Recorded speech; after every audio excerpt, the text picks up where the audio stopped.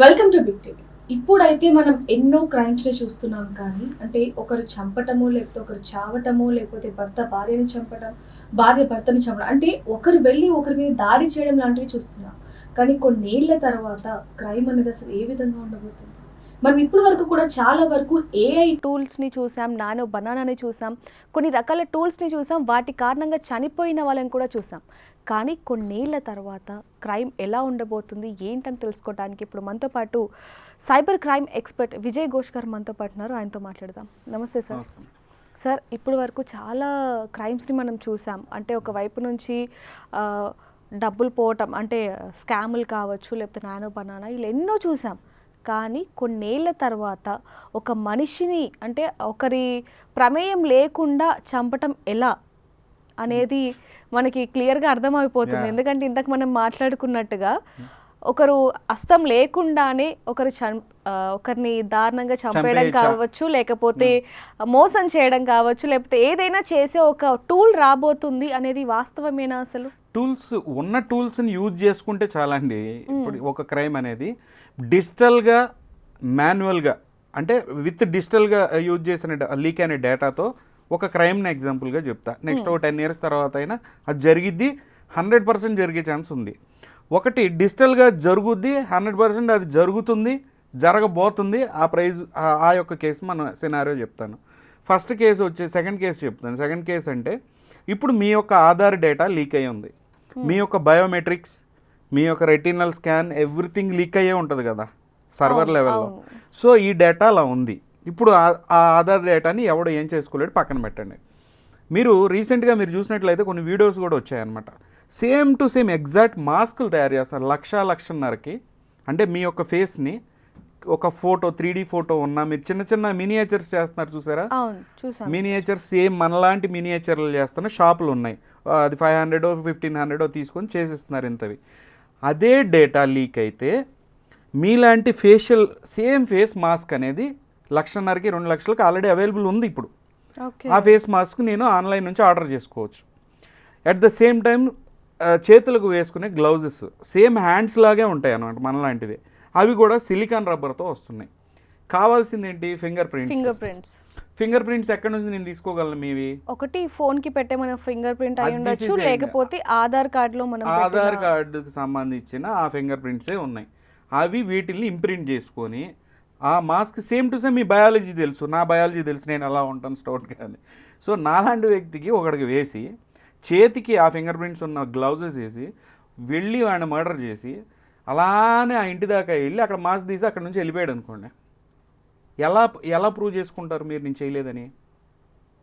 ఎలా ప్రూవ్ చేసుకుంటారు? 50% అసలు మనం ప్రూవ్ చేయలేరు అని 100% చేయలేరు. అసలు వీడు చేశాడా ఇంకోటి చేశాడా అనేది ప్రూవ్ చేయడమే చాలా కష్టం అయిపోద్ది అంటున్నాను.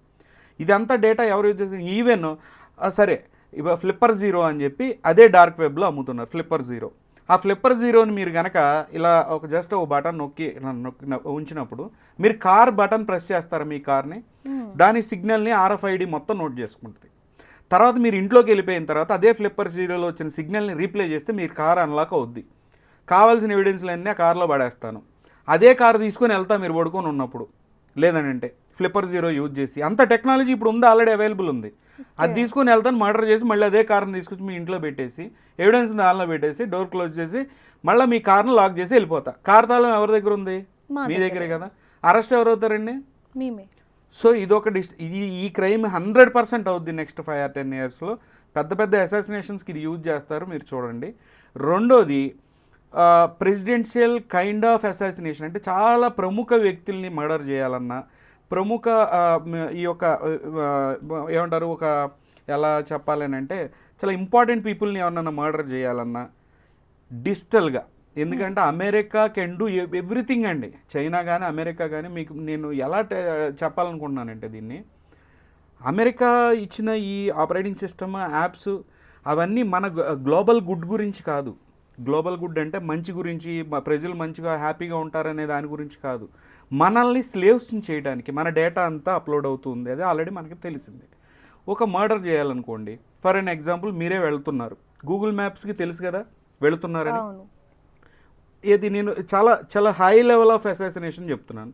మీ పక్కనే కొన్ని కార్లు వెళ్తూ ఉన్నాయి, వెళ్ళేటప్పుడు మీరు గూగుల్ మ్యాప్ పెట్టుకొని వెళ్ళేటప్పుడు ఏం చెప్పుద్ది, టేక్ లెఫ్ట్ టేక్ రైట్ అని అనేది. కరెక్ట్ మంచి స్పీడ్లో ఉన్నప్పుడు take left immediately take left అందనుకోండి, ఎగ్జాంపుల్ కార్ అండి, పక్కన బైక్ మీది, మీరు ఈ కార్ పక్కన ఉన్నారని గూగుల్కి తెలుసు, మన పక్కన రైట్ సైడ్లో ఈ కార్ ఉందని తెలుసు. ఈ స్పీడ్తో ఎలా మీరు నాన్నక ప్రేమతో మూవీ సంథింగ్ ఏదో మూవీలో calculations, that is butterfly effect I'm saying. Right. ఆ బటర్ఫ్లై ఎఫెక్ట్తో కరెక్ట్గా మీరు అసాసినేషన్ ఒక యాక్సిడెంట్గా చిత్రీకరించగలదు అని చెప్తున్నాను. చేసి వితౌట్ ట్రైల్ కామ్ అయిపోయింది. వీడు ప్రూవ్ చేయలేడు, నేను నన్ను లెఫ్ట్ తీసుకోమని తీసుకున్నా అంటాడు, కానీ ఇది పైనుంచి వచ్చిన ఆర్డర్ వీడిని చంపడానికి అని చెప్పి కారాడికి తెలీదు, ఇది యాక్సిడెంట్ లాగే ఉంటుంది తప్పితే ఇది అసాసినేషన్ వీడికి తెలియదు. ఇన్వెస్టిగేషన్ ఏమవుద్ది, యాక్సిడెంట్లో చచ్చిపోయాడనే వచ్చింది. అలాంటి డౌట్ బెంగళూరులో జరిగిన ఒక యాక్సిడెంట్ మీద నాకు కనపడింది ఇలాంటిదే. ఆయన కారులో చాలా ఇంపార్టెంట్ కీ కాంపనెంట్స్ తయారు చేస్తాడు కొన్ని 3 కంపెనీలకి, పెద్ద ఓనర్ ఆఫ్ దట్ కంపెనీ. రీసెంట్గా మీరు చూసినట్లయితే వోల్వో కార్ మీద ఒక పెద్ద ట్రాలర్ పడినప్పుడు అయిపోతే దాని సేఫ్టీ ఫీచర్స్ గురించి చాలా మంది డిస్కస్ చేసుకున్నారు. నేనేం చేశానంటే అసలు ఇతను ఎవరు, ఈ కంపెనీకి హోల్సేల్ ఓనర్ ఫుల్ ఫ్యామిలీ మొత్తం చనిపోయారు, వేరే వాళ్ళే లేకుండా. దానిలో చైనీస్ ఇన్వెస్ట్మెంట్స్ ఉన్నాయి. ఆ కంపెనీ చాలా ఫాస్ట్గా గ్రో అయింది. దాని కాన్సన్ట్రేషన్ అంతా కూడా కార్లో ఇంపార్టెంట్ సర్క్యూట్స్, ఈ యొక్క డేటా కలెక్షన్కి సంబంధించిన బోర్డ్స్, ఈ యొక్క అసెసరీస్ని వాళ్ళు మ్యానుఫ్యాక్చర్ చేస్తున్నారు, అమెరికాకి కానీ జపనీస్కి కానీ చైనీస్కి కానీ. అక్కడ ఒక అసాసినేషన్ జరిగింది అనిపించింది, సేమ్ క్యాలిక్యులేషన్ జరిగింది. లేదనంటే అంత అబ్నార్మల్ అండి. ఒక ఇటు నుంచి వెళ్తున్న లారీ, వాడు ముందున్న కార్ వాడు బ్రేక్ వేయటం ఏంటి, వీడొచ్చి ఇట్లా తిప్పి మళ్ళీ దాని మీద పట్టడం ఏంటి, అంత సేమ్ నానక ప్రేమతో సినిమాలో జరిగిన ఒక క్యాలిక్యులేషనల్ మర్డర్ లాగా కనిపించింది అది నాకు. కానీ అది ఒక యాక్సిడెంట్గానే క్లోజ్ చేస్తారు. ఇలాంటివి మీకు అర్థమవుతుంది కదా, ఎగ్జాంపుల్ చెప్తున్నాను. బట్ నాకు డౌట్ ఉంది ఆ మర్డర్, ఆ యొక్క యాక్సిడెంట్ మీద. సో ఒక మనిషిని చంపాలి అనుకుంటే మీకు గూగుల్ మ్యాప్తో చాలా ఈజీగా పైన అదర్ ఎండ్లో ఉన్న వ్యక్తి ఎవరు, అమెరికన్ అంటే నన్ను ఎందుకు చంపుతారండి, మిమ్మల్ని నన్ను చంపరు. బట్ మనం దీనిలో ఫర్ ఎన్ ఎగ్జాంపుల్ ఒక నంబి నారాయణ గారు ఉన్నారు. ఆయన కరోజినిక్ ఇంజన్స్, వికాస్ ఇంజన్స్ తయారు చేసినప్పుడు మన దేశానికి ఆ టెక్నాలజీ రాకుండా ఏం చేశారో అమెరికన్స్ హనీ పాటింగ్లో పెట్టి మన దేశ రహస్యాలను అమ్ముకుంటున్నాడని చెప్పేసి ఒక ఫాల్స్ ప్రాపగెండా చేసి 15 సంవత్సరాల పాటు ఆ టెక్నాలజీ మనకు రాకుండా చేశారు మన సైంటిస్ట్ దగ్గర నుంచి. అదే సైంటిస్ట్ కనిపెడుతున్నాడు, ఫోన్ పక్కనే ఉంది, అన్నీ మీకు అర్థమవుతుంది కదా. నేను ఒక ఇన్నోవేషన్ చేయబోతున్నాను. ఆ ఇన్నోవేషన్ చేయబోయేటప్పుడు నా ఫోన్కి కూడా తెలుస్తూ ఉంటుంది కదా ఎంతో కొంత, మన డిస్కషన్స్ వింటూ ఉంటుంది, మనం ఏం సెర్చ్ చేస్తున్నాం వింటూ ఉంటుంది.